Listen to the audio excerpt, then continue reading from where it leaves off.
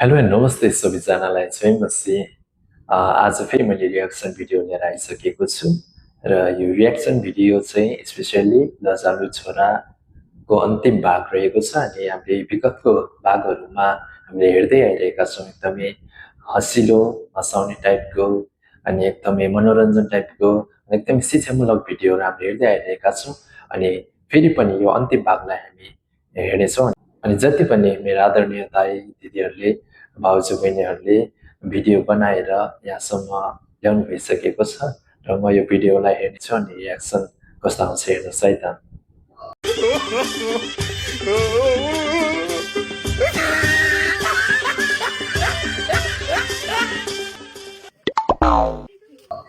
अघिल्लो भागलाई देखाएको छ।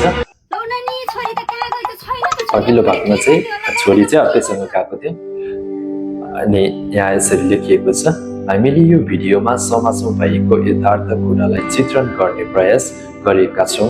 अघिल्लो भागहरू भन्दा निकै फरक पाउनुहुनेछ। हेरेर साथ दिनुहोस्। 6 महिनापछि ओहो एकदमै पीडादायी अवस्थामा हुनुहुन्छ, चोटपटक लागेर सायद पिटाइ खाएर बस्नु भएको जस्तो देखिन्छ। के भयो? उहाँसँग जानुभएको थियो नि, उहाँ श्रीमान श्रीमती साँच्चै नै श्रीमान श्रीमती बीच झगडा परिरहेको रहेछ। यहाँ चाहिँ रिस उठ्ने भइसक्यो। जहाँसुकै कि जहाँ जे गर मोड श्रीमानले एउटा श्रीमती प्रति गरेको व्यवहारलाई जहाँ मोड जाँदाखेरि यो भाडा चाहिँ माझेर जा। एकदमै पीडादायी अवस्थामा हुनुहुन्छ उहाँ चाहिँ। जुन दुलहीको मम्मी हुनुहुन्छ, माइतीमा जाँदै हुनुहुन्छ सायद। सकि नसकी एकदमै पीडादायी अवस्थामा उहाँ माइती जाँदै हुनुहुन्छ।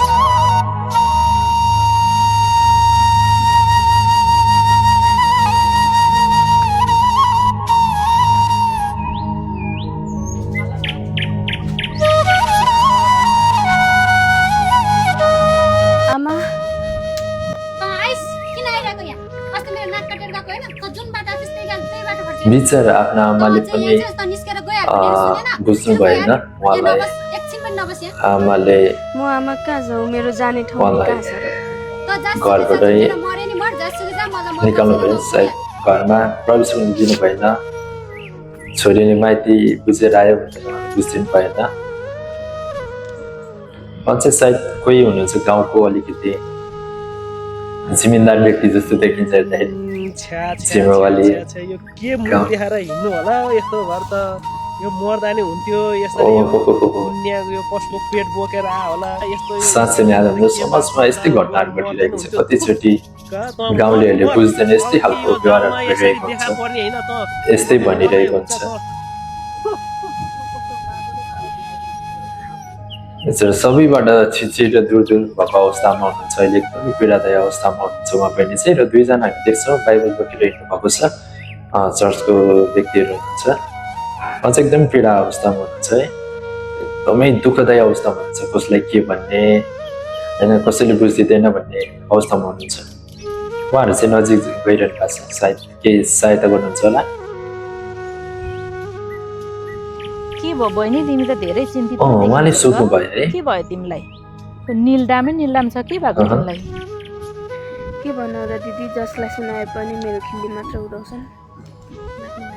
के भयो बहिनी भन न, तिमीले अब आफ्नै दाइ सम्झेर। उहाँहरूले चाहिँ सोध्नु भइरहेको छ है, उहाँहरूको दुःख कष्टहरूलाई भन न, सोधिरहनु भएको छ। उहाँले पनि भन्नुभयो सबै आफ्नो प्रब्लमहरू, जे समस्याहरू थियो उहाँले भन्नुभयो।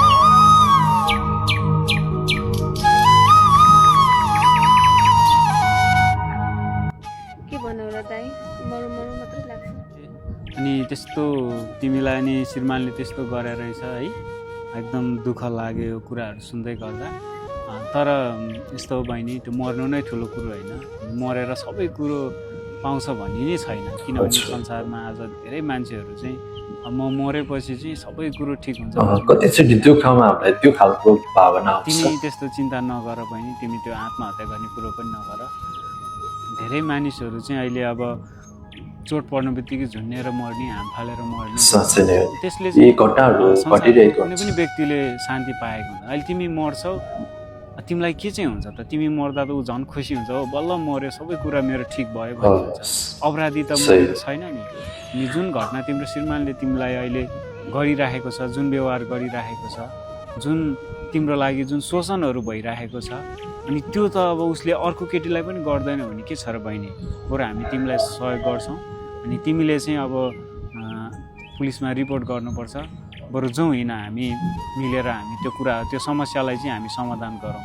मरेर समस्याको समाधान होइन, बाँचेर हामीले केही गर्नुपर्छ बहिनी। हजुर, एकदमै असल कुराहरू उत्साहहरू दिइरहेको छ, एकदम असल कुराहरू सिकाउँदै तिमीलाई हुनुहुन्छ। हामीले गर्न सक्ने सहयोग हाम्रो मनदेखि गर्नुपर्छ। आज यस्तो हिंसा चाहिँ गाउँघरमा समाजमा धेरै बढिरहेको एकदम। छ। यो चाहिँ हामी आफैबाट यो चाहिँ कसरी अन्त्य गर्नुपर्छ, हामी आफैले सुरु गर्नुपर्छ बहिनी। र जाउँ हिँड्नु बहिनी, म आज चाहिँ तिमीलाई गर्न सक्ने सहयोग चाहिँ गर्नुपर्छ।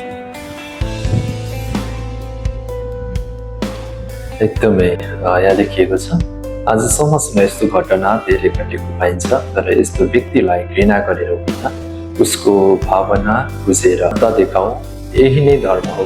धन्यवाद। साँच्चै नै फाइनल्ली भिडियो सकिसकेको छ।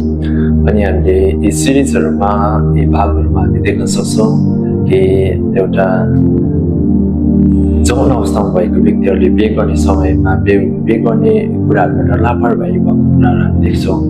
अनि विवाह भइसकेपछि होइन, त्यो हतारमा गरेको निर्णयले, 2 दिनमा एकैछिनमा गरेको निर्णयले पछिको दिनहरूमा जुन प्रकारको समस्या आयो, अनि त्यो समस्याबाट जो व्यक्ति चाहिँ यस्तो अवस्थामा हुनुभयो नि, यो अवस्थाबाट कोही व्यक्तिहरूले साथ दिनुभएको छ नि। यस्तो घटनाहरू हाम्रो समाजमा घटिरहेको हुँदछ, विभिन्न प्रकारले घटिरहेको हुँदछ। अनि उसले आफ्नो पीडालाई, आफ्नो दुःख कष्टलाई चाहिँ कसैले भन्न सक्दैन। न त घरमा आमाले बुझिदिन्छ, न त दाजुभाइले बुझिदिन्छ, न त गाउँलेले बुझिदिन्छ, न कसैले बुझ्छ। अनि ऊ एक्लो फिल गर्छ नि, एक्लो अवस्थामा उसले आफ्नो ज्यानलाई पनि आत्महत्या गर्न सक्छ।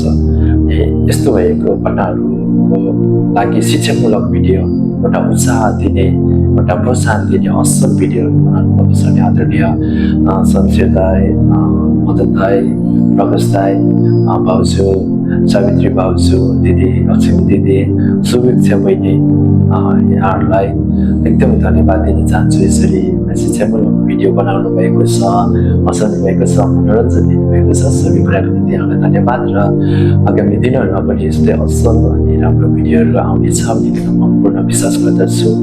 अनि यहाँहरूलाई साथ दिने नै छु। हुन्छ, फेरि पनि यहाँलाई एकदम हृदयदेखि धन्यवाद दिनुभयो। हेर्नेहरूलाई पनि धन्यवाद। अनि दुःख कष्ट है समय बेसमयमा आफूलाई टाइम निकालेर हरेक कुराहरूबाट यसरी एउटा राम्रो, हेर्नमा बुझ्न सक्ने खालको असल राम्रो भिडियो बनाएर हाम्रो बिचमा पस्किनु भएको छ। अनि परमेश्वर यहाँलाई प्रशस्त आशिष दिनुभएको होस् भन्दै यो एक्सन भिडियो यहाँ गर्न चाहन्छु। जय मसी, नमस्ते।